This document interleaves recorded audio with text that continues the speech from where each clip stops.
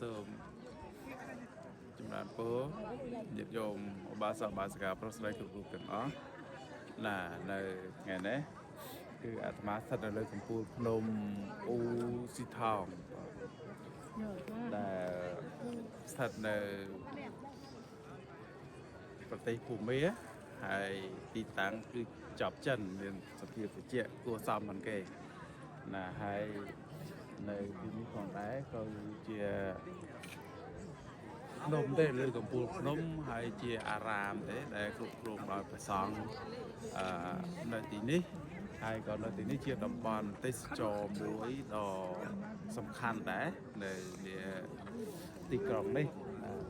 គឺនៅលើកំពូលភ្នំតែម្ដងហើយទិដ្ឋភាពដ៏អស្ចារ្យណាមកយកភូមិណាទិដ្ឋភាពដ៏អស្ចារ្យហ្នឹងគឺថាមានទិដ្ឋភាពប្លែកចម្លែកដ៏អស្ចារ្យមែនទែននេះដែលមិនដែលបានឃើញណានិយាយថាមិនដែលបានឃើញចុះពីព្រោះពេលព្រឹកឡើងមានរុនរះឡើងមកក្រោមផ្ទៃដ៏ក្រហមហើយនៅលើកំពូលភ្នំនេះគឺវាកំពូលភ្នំខ្ពស់ដាច់ទៅអាចសម្លឹងមើលកំពូលភ្នំដតីទៀតបានរាប់រយកំពូលភ្នំណាច្រើនណាស់ហើយទន្ទឹមនឹងនោះទៀតសោតនៅវេលាពេលព្រឹកគឺមានពពួកឬក៏អាប់ដែលវាកើតឡើងមកដោយធម្មជាតិគឺវាចាប់ផ្ដើមឡើងមកហើយកម្ពស់របស់វាគឺនៅនឹងភាយនៅលើកំពូលនៃដើមឈើខ្លះហើយស្ថិតនៅនា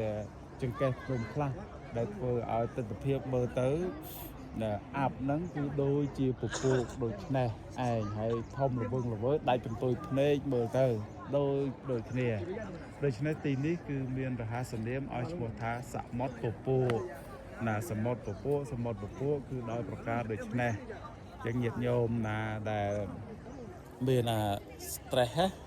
អាចធ្វើការងារច្រើនឬក៏មានកង្វល់អីច្រើនហ្នឹងចង់មករំសាយអាចមកបាន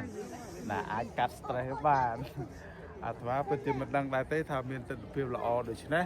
តែដល់ពេលមកឃើញហើយគឺអត់ចង់ត្រឡប់ទៅវិញទេដោយទិដ្ឋភាពទាំងអស់នេះគឺធ្វើឲ្យយើងមានអារម្មណ៍ស្រស់ស្រាយមានអារម្មណ៍សប្បាយរីករាយភ្លេចអស់នៅទុក្ខកង្វល់stress ការងារអីផ្សេងគឺថាអាចរសាយទៅបានអញ្ចឹងសូមជម្រាបថាទិដ្ឋភាពបែបនេះក៏មានដែរហើយជាជំនួយមែនទែនដល់ចិត្តសន្តានរបស់យើងឲ្យស្រស់ស្រាយសប្បាយបាត់ទុក្ខកង្វល់ផ្សេងបានអញ្ចឹងសូមញាតិញោមទាំងអស់មកលេងទាំងអស់គ្នាណា